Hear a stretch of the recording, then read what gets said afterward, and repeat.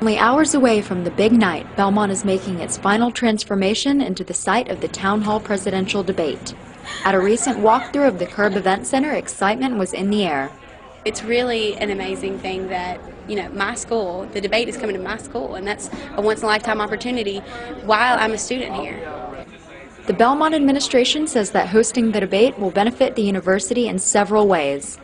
And it's just going to be an amazing occasion that all goes back to that conversation a few years ago between Mike Curb and Bob Fisher about wouldn't it be nice if we could have, say, coming to you live from the Curb Event Center. And so dreams really do come true. It elevates us. We learn things. We're going to be a much better organization because of it, because we've stepped up to a huge challenge and been successful at it. But some students voice mixed feelings about the debate coming to Belmont. I've kind of been referring to the debate as the best and worst thing that could happen to Belmont. The best being getting our name out and, being recognized, and the worst is just all the preparation that's gone into it the past few weeks. Much preparation has taken place, and not only in the Curb Event Center. The media tent is now complete, and students had the opportunity to walk through to check out how things are set up. Both candidates will have their own curtained-off area where they will set up their campaign headquarters. Outside those curtained-off areas are 630 media workstations for the world's reporters to use when filing their stories. Although quiet and empty now, the 25,000 square foot tent will soon be filled to capacity and be the center of activity. Other noticeable changes on campus include security measures. A chain-link fence has been built all around campus to keep those not credentialed to be present during the debate off the premises. Some Belmont students feel these temporary changes are a bit overwhelming, but Belmont officials say the debate coming to campus is an event that will change the school forever. I think that it's set Belmont on a national academic plane. We're now part of the national conversation, and we are doing programs that are of national quality. And so as the students, find that out and begin to experience that, I don't think we'll ever go back to the smaller way of doing things. It's very exciting. And all that effort will soon be on display for everyone to see the night of October 7th when the race for the White House runs through Belmont. At Belmont, I'm Alana Kriegel, Vision News. After winning the first of a doubleheader against conference-leading Kennesaw State, Belmont and its fans were fired up for Game 2. Baseball scouts from around the country were there to clock Owls pitcher Chad Jenkins' Major League heat, but Belmont had a game plan for the ace. Anytime you're facing somebody that's so hard,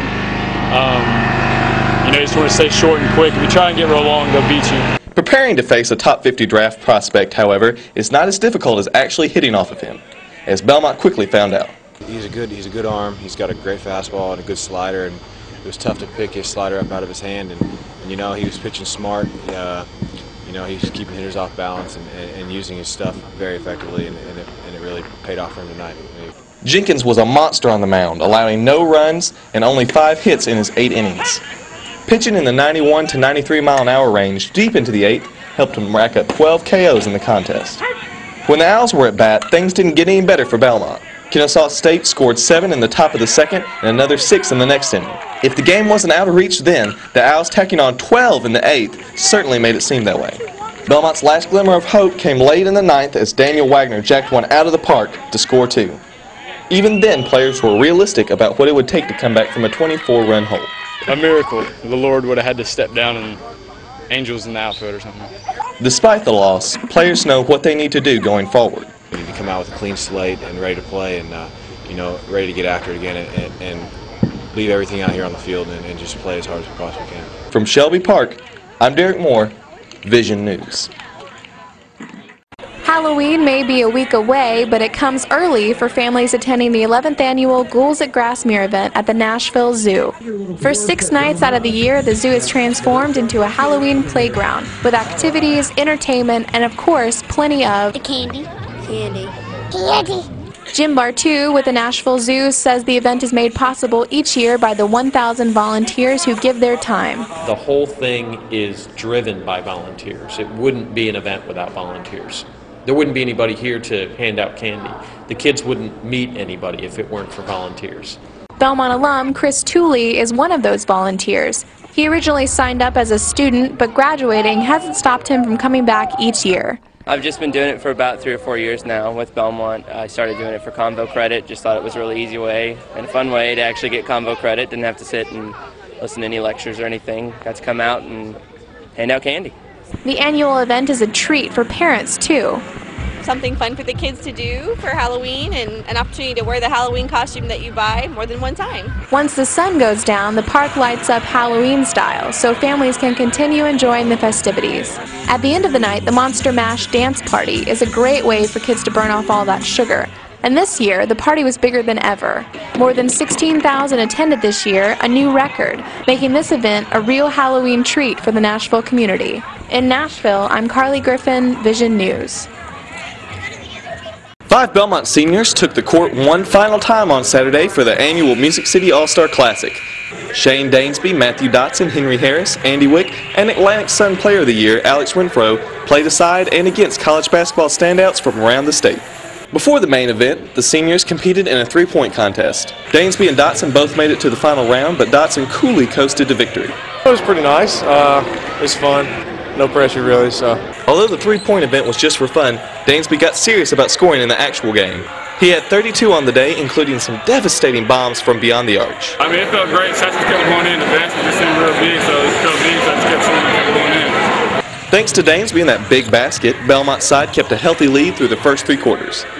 And while this was an all-star game, at the start of the 4th quarter, home coach Mark Pittman wanted to do something special for the 5 Bruins. Yeah, Coach Pittman thought that would be special to put all 5 of us in at the same time, so yeah, it was fun. One more time. But as all the Bruins took the floor, things began to look like deja vu all over again as they found themselves across from 3 of the ETSU players who had knocked them out of this year's Atlantic Sun tournament. This time, things were a little less tense. It's interesting playing against those guys. You know, they talking the whole time, we talking the whole time, just having a lot of fun. In the end, Belmont's team couldn't overcome the onslaught of ETSU's Kevin Tiggs, and they lost by 2, 122-124. I feel good, man. It was about having fun. Of course I wanted to win, being a competitor, but it really wasn't that big a deal. It was good to play in the gym for maybe the last time. I'm not sure. I mean, if I ever get a chance to play again, maybe, I don't know, some kind of way in the future. I don't know, but it was good to play again in here for the last time. Each senior was passionate about what he would miss the most here at the Curb and at Belmont. You know, just being a part of a team. And, you know, these guys are my best friends, and we just have so much fun playing basketball together. Just everybody, really. I mean, everybody's so nice. The fans are good. The coaches are good. Just glad to be a part of Belmont alumni. Fans always gave us a lot of support. Whenever we played in here, and a lot of parents, just a lot of random people, just always saying congratulations, whether we won or lost.